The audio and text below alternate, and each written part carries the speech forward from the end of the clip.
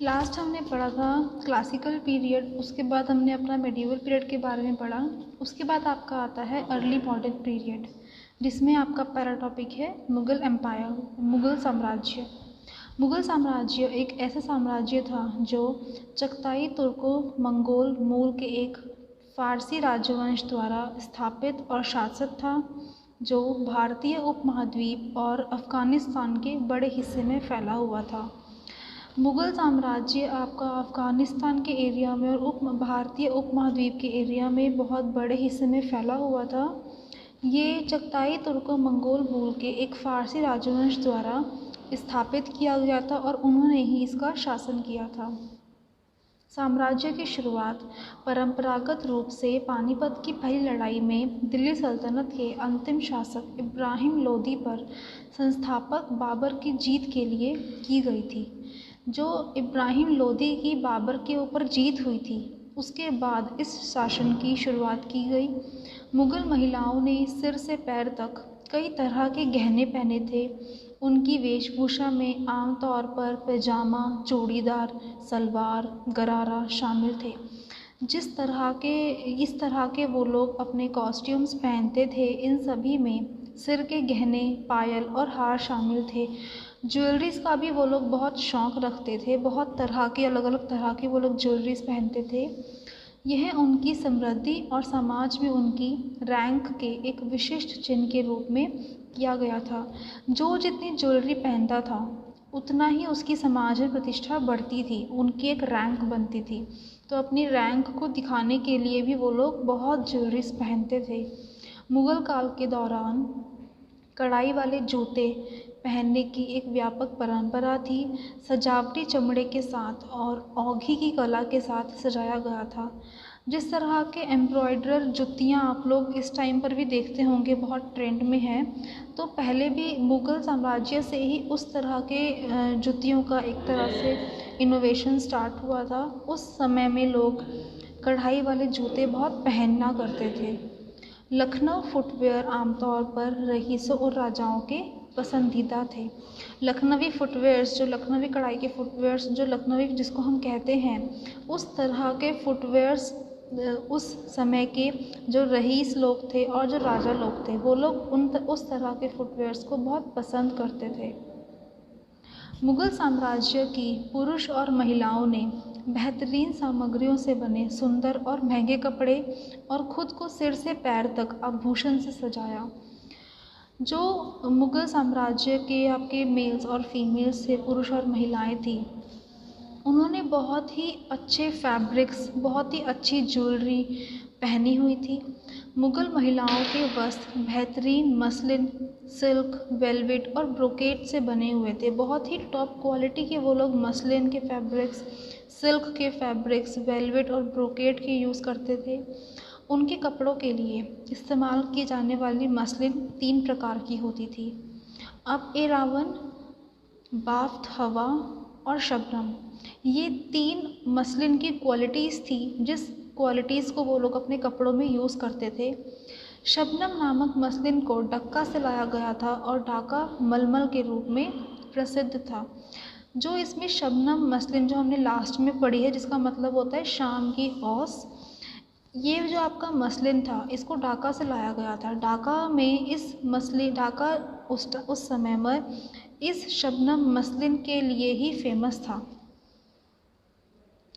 मुग़ल पुरुषों के वस्त्र, जामा, उनके जो पूरी उनकी ड्रेसिंग थी, उसमें जो अलग अलग पार्ट्स थे, उसका डिस्क्रिप्शन यहाँ पर हम पढ़ेंगे। पहला आता है आपका जामा। यकतई जामा फ़ारस और मध्य एशिया में उत्पन्न हुआ, जहाँ इसे बस्त अगग के रूप में जाना जाने वाला एक आउटफिट बनाने के लिए पैजामा के ऊपर छोटा और लंबा दोनों तरह से पहना जाता था। जामा, जो ये आपका फर्स्ट पिक्चर है वाइट कलर की, इसको हम जामा कहते हैं। इस जामा को उन्होंने शॉर्ट लेंथ, लॉन्ग लेंथ दोनों तरह से पहना। फ़ारसी में जामा शब्द का अर्थ है परिधान, रौब, गाउन या कोट। फ़ारसी में जामा का मतलब गारमेंट के रूप में कोई गाउन भी हो सकता है, कोई कोट स्टाइल भी हो सकता है, रौब भी हो सकता है। मुग़ल जामा की परिभाषा एक पक्ष है तंग फिटिंग चोली के साथ बंधन फ्रॉक कोट, फ्लेयर्ड स्कर्ट घुटनों तक पहुंचा। मुग़ल की जो डेफिनेशन थी जामा की, वो था कि कोई टाइट फिटिंग, ये एक चोली है उसके जैसे, ये वाइट गारमेंट में हमें दिख रहा है, ये एक टाइट फिटिंग चोली है इसकी, उसके नीचे एक फ्लेयरी स्कर्ट है जो उसके ऊपर अटैच है। इसकी अलग अलग लेंथ हो सकती है, कई लोग इसको नी लेंथ पहनते थे, कई लोग इसको फ्लोर लेंथ पहनते थे। सेकंड आता है आपका चोगा। यह एक बहुत ही प्राचीन परिधान है जिसे हमने पूरे फ़ारसी, मंगोलियाई और अन्य क्षेत्रों में देखा है। चोगा एक बहुत ही प्राचीन परिधान था। मुग़ल काल में चोगा शब्द एक लंबी आस्तीन वाले कोट के रूप में संदर्भित होता है जो सामने की ओर से खुलता है, आमतौर पर हिप लेंथ या नी लेंथ तक होता है। जो ये आपका ऑरेंज गारमेंट है, ये आपका चोगा है। इसकी फ्रंट ओपनिंग होती है, जनरली ये हिप लेंथ का होता था या नी लेंथ का होता था। स्लीव्स इसकी बहुत लंबी होती थी। थर्ड आता है आपका धोती और पजामा। अकबरी अवधि के दौरान पुरुषों ने अपने जामों के साथ हमेशा पतलून पहनी। जो अकबरी पीरियड के लोग थे, जो पुरुष थे, उन्होंने हमेशा जो उनके जाम थे, जामा के साथ उन्होंने ट्राउज़र्स डाले। और यह बताने के लिए कोई कलात्मक सबूत नहीं है कि धोती कभी कोट के साथ संयोजन में पहना जाता था। और इस बात का कोई सबूत नहीं मिला उस समय से कि वो लोग अपने जामा के साथ या जनरली घरों में धोती भी पहनते थे। इस बात का कोई प्रूफ नहीं मिला, लेकिन राजपाल ने अपने घर की गोपनीयता में धोती पहनी हो, सार्वजनिक रूप से उन्होंने पतलून ही पहनी थी। धोती का कोई प्रूफ तो नहीं मिलता, लेकिन ऐसा आइडिया है कि जो राजपाल थे वो अपने घर के अंदर जो कपड़े पहनते थे उसमें वो लोग धोती का यूज़ करते थे, क्योंकि उस समय तक धोती मार्केट में आ चुकी थी, धोती बहुत ट्रेंडी हो चुकी थी। तो धोती का कोई प्रूफ तो नहीं मिलता है, लेकिन ऐसा मानना है हमारे स्कॉलर्स का कि धोती को वो लोग अपने घर की गोपनीयता में पहनते थे, लेकिन सार्वजनिक रूप से उन्होंने ट्राउज़र्स ही पहने थे। अवधि की पेंटिंग से पता चलता है कि पैजामा लूज़ थे और कमर से घुटने तक बह रहे थे। मतलब कि जो उन्होंने ट्राउज़र पहने हुए थे, जो पजामा उन लोगों ने पहने हुए थे, वो लूज़ फिटिंग के थे और वो उनके पजामा कमर से लेके घुटने तक फ्लोई थे। मतलब ढीले थे तो फ्लोई वो अपने आप बन जाते थे, जहाँ वे एंकल तक नीचे गिर गए और पजामा उनकी जो एंकल होती है उससे नीचे गिरते थे क्योंकि वो लूज़ थे। अक्सर निचले पैरों पर कपड़ा झूरीदार होता था।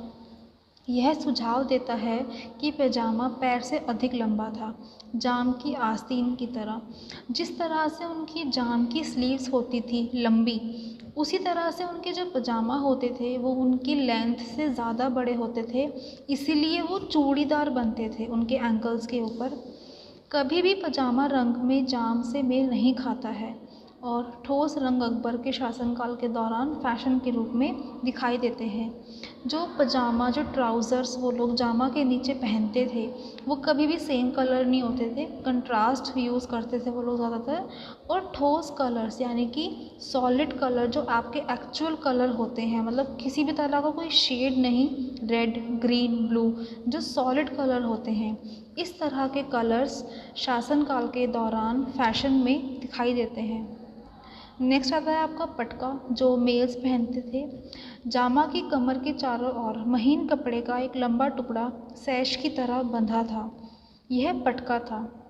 जामा के कमर में वो लोग एक अपने वेस्ट पे एक कपड़ा बांधते थे, उसको वो लोग पटका कहते थे, जिसमें एक जौहरी तलवार को निलंबित किया जा सकता था। उस पटके में वो लोग अपनी तलवार को फंसाते थे। आप लोगों ने देखा भी होगा मूवीज़ में कि वेस्ट पर एक कपड़ा बंधा होता है, उसमें वो लोग अपनी तलवार को फंसाते हैं। पटका जटिल डिज़ाइन या कढ़ाई या हाथ से पेंट या मुद्रित के साथ हाथ से बुना हुआ था। जो पटका वो लोग बांधते थे वो या तो बहुत ही जटिल डिज़ाइन का होता था या एम्ब्रॉयडरी का होता था या फिर प्रिंटेड होता था, जिसको वो लोग हाथ से बुनते भी थे। रॉयल्टी के लिए बनाए गए कई कपड़ों में शिल्प कौशल दिखाया गया था। जो रॉयल्टी के लिए कपड़े उन्होंने बनाए हुए थे उसमें एक शिल्प कौशल भी उन्होंने दिखाया हुआ था उस पटके में। नेक्स्ट आता है आपका पगड़ी या पटका, पगड़ी या पगड़ी। एक भारतीय व्यक्ति के लिए सबसे महत्वपूर्ण सहायक उसकी पगड़ी थी, जिसने उसकी स्थिति, धर्म, जाति और मूल क्षेत्र की घोषणा की।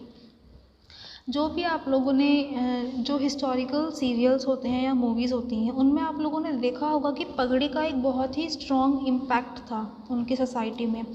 जो पगड़ी पहनता था, पगड़ी से ही वो लोग, उन लोगों की धर्म, जाति, मूल क्षेत्र, स्थिति, इन सब की घोषणा होती थी कि वो कैसी कंडीशन में रहता है, वो किस जाति का है, वो किस धर्म का है। ये सब चीज़ें उनकी पगड़ी से सामने वाला गेस करता था। किसी को भी पगड़ी सौंपना कुल अधीनता का संकेत था। अगर वो किसी को भी अपनी पगड़ी सौंप रहे हैं, इसका मतलब होता था कि वो अपने आप को किसी के लिए बिल्कुल न्योछावर कर रहे हैं, अपने आप को पूरी तरह से उनके हवाले कर रहे हैं। किसी को पगड़ी सौंपना किसी को हवाले करने का प्रतीक था। और पगड़ी को हटाना सबसे अपमानजनक सज़ा थी जो किसी भी आदमी को दी जा सकती थी। और अगर कोई पगड़ी उतारता था तो वो सबसे ज़्यादा अपमानजनक सज़ा थी उन लोगों के लिए। किसी भी आदमी को अगर वो लोग पनिशमेंट दे रहे हैं कि अपनी पगड़ी उतारो, तो वो उनके लिए सबसे ज़्यादा अपमानजनक सज़ा थी। मुग़ल महिलाओं के कपड़े, अब जो उस समय के फीमेल्स के कपड़े थे, पेशवाज। ढीले जाम जैसे दिखने वाले पागे कमर में बांधने के साथ आगे की तरफ टाई होते थे। आमतौर पर हाई वेस्टेड और लंबी आस्तीन होती थी। जो उनके पेशवास थे, जिसको हम पेशवास कहते हैं, वो जाम की तरह ही दिखने में थे। कमर से उन लोगों ने आगे की तरफ उनको टाई किया हुआ था, हाई वेस्ट होते थे और बहुत लंबी स्लीव्स होती थी। कभी कभी लेयर्ड लुक के लिए कई महीन ट्रांसपेरेंट मलमल पेशवा पहने जाते थे। कभी कभी पेशवाई के तहत चोली या फिर हम जिसको ब्लाउज़ कह सकते हैं, वो भी पहनते थे। बहुत सारे अगर लेयरी लुक उन्होंने दिखाने हैं तो वो लोग ट्रांसपेरेंट मलमल यानी मसलिन के पेशवा पहनते थे। कई तरह के पेशवाओं में हमारी चोली भी वो लोग काउंट करते थे। ये लक एक लंबी अंडर ट्यूनिक है, आमतौर पर छोटी आस्तीन या स्लीवलेस के साथ। पेशवास के नीचे वो लोग अंडर ट्यूनिक पहनते थे, जिसकी स्लीव्स या तो छोटी होती थी या फिर स्लीवलेस होता था, क्योंकि उसके ऊपर उन लोगों ने एक अलग से ओवरकोट पहनना होता था। इसलिए ये लग एक अंडर ट्यूनिक है। पैजामा, यह दो फारसी शब्दों का एक यौगिक है। पै जिसका अर्थ है पैर और जाम जिसका अर्थ है कवर। बहुत प्राचीन काल से फारस में ड्राइंग पैजाम पहने जाते रहे हैं। लगभग 1530 के बाद से भारत में कई प्रकार के पैजामा पहने गए थे। 1530 वर्ष के बाद इंडिया में बहुत तरह के पैजामा पहने गए थे। पैजामा का मतलब है कि अपने पैरों को जो भी चीज़ कवर करे उसको पैजामा। बहुत तरह के अलग अलग तरह के पैजामा 1530 के बाद भारत में देखने को मिलते हैं। सलवार, आप सबको पता होगा सलवार क्या होता है। पुरुषों और महिलाओं द्वारा पहने जाने वाले टखने पर क्विल्टेड बैंड के साथ एक त्रिकोणीय रूप से पैजामा। सलवार नीचे से देखने में थोड़ी सी ट्रायंगुलर शेप की लगती है, ठीक है, तो वही यहाँ पर बोला हुआ है कि क्विल्टेड बैंड के साथ, यानी कि ऊपर जो जिसमें हम अपनी स्ट्रिंग डालते हैं, क्विल्टेड बैंड के साथ एक त्रिकोण रूप से दिखने वाला जो पैजामा होता था उसको सलवार कहते थे। ढिलजा, एक महिला की पैजामा रेशम से बनी चौड़ी और सीधी होती थी। जो भी पैजामा रेशम का, सिल्क का बना होता था, चौड़ा होता था और सीधा होता था, उसको ढिलजा कहते थे। गरारा, एक महिला की पैजाम घुटने तक कट जाती थी और गैदर्स होती थी। गरारा तो आज के टाइम पे फैशन में बहुत कॉमन भी है, तो आप सबको पता होगा कि वो नी लेंथ तक फिटेड होता है, वहाँ से कटने के बाद उसमें गैदर्स पड़ जाते हैं, उसको हम गरारा कहते हैं। फर्शी, एक महिला की पैजाम बिना मोड़े घुटनों तक कट जाती है और फिर प्लीट्स में गैदर हो जाती है। बिना टर्न किए घुटनों तक उसको काट देते हैं और उसके बाद उसको प्लीट्स में गैदर कर लेते हैं, उसको फर्शी कहते हैं। अब उस समय के हेडवियर्स, पगड़ी। मुग़लों ने अपनी पगड़ी बांधी, फिर बीज-वेल्ड पेन ज्वेलरी या अन्य अलंकरण के द्वारा सजावट को जोड़ा। जो मुग़ल साम्राज्य के राजा महाराजा थे, उन लोगों ने पगड़ी के ऊपर बहुत बीज ज्वेल्ड पेन ज्वेलरी या बहुत तरह के अलंकरण को डेकोरेट करने के लिए अपनी पगड़ी को उसमें लगाए। कैप्स, पहनी जाने वाली टोपी भारी सजावटी और विभिन्न प्रकार की शैलियों में होती थी। जिस कैप को वो लोग पहनते थे वो बहुत अलग अलग शैली यानी कि स्टाइल्स की होती थी। ये नीचे कुछ टोपियाँ हैं। चौगोशिया 4 खंडों में बना है। जो टोपी उनकी 4 खंडों में बनी होती थी उसको चौगोशिया कहते थे। कुबेडर यानी कि गुंबद के आकार की टोपी। काशी टीनुमा यानी कि नाव के आकार की, जो इस तरह की शेप होती है वो नाव के आकार की टोपी। दुपल्ली, आगे और पीछे के बिंदुओं के साथ छोटी संकीर्ण टोपी। रईसों के लिए नुक्कड़ हार, भारी काशिकाधारी वाले। मंडिल, आमतौर पर काले मखमल की कढ़ाई या सोने चांदी के धागे के साथ। ये अलग अलग तरह के वर्क, अलग अलग तरह के शेप्स की टोपियां हैं जो जिस टोपियों को वो लोग पहनते थे। इसके बाद मुग़ल ज्वेलरी। मुग़ल महिलाओं ने अपने आप को कई प्रकार के आभूषणों से लाद दिया। अधिकांश यात्री इस बात से सहमत हैं कि आभूषण उनके दिल का बहुत आनंद थे। मुग़ल महिलाओं ने अपने आप को पूरा जड़ लिया था ज्वेलरी से। वो लोग बहुत ज्वेलरीज पहनते थे। जिस ज्वेलरीज देख के मालूम पड़ता था कि ज्वेलरीज ही उनके दिल को मतलब बहुत खुशी मिलती थी, जितना ज़्यादा ज्वेलरी वो लोग पहनते थे। मुग़ल साम्राज्य में विभिन्न प्रकार के सिर के गहने, कान के गहने, नाक के गहने, हार, हाथ के गहने, कमर के बेल्ट और टखने यानी कि पैर के गहने का उपयोग करते थे। बहुत तरह की वो लोग ज्वेलरीज़ का यूज़ करते थे। वो लोग अपने पैरों में ज्वेलरी पहनते थे, कमर पे ज्वेलरी पहनते थे, गले में ज्वेलरी पहनते थे, हाथ में, नाक में, कान में, सिर में, वो हर जगह ज्वेलरीज़ को बहुत ज़्यादा पहनते थे। अब उस समय के जूते फ़ारसी शैली के थे। फ़ारसी स्टाइल के जूते थे उनके, और पुरुषों और महिलाओं द्वारा पहने जाते थे। कुछ अन्य जूते भी थे। दकाफ, रईसों और राजाओं द्वारा पहने जाने वाला। खुर्दनाऊ, बहुत हल्के बच्चे के चमड़े से बना लखनऊ जूते के लिए प्रसिद्ध था। मुग़ल काल में और औघी की कला, चमड़े और मखमली फुटवियर पर कढ़ाई बहुत लोकप्रिय थी। औघी की कला की जो कढ़ाई होती है वो उस समय में जूते पर बहुत लोकप्रिय थी। जूते को उन्होंने किसी भी बच्चे के जो लेदर होता है उससे जूतों को पहना, वो बहुत प्रसिद्ध थे उस तरह के जूते। दकाफ वर्क के जूते थे, जो दकाफ स्टाइल के जूते थे, वो रईसों और राजाओं द्वारा बहुत प्रचलित थे, बहुत फैशन में थे। तो ये आपके मुग़ल साम्राज्य के बारे में पूरा।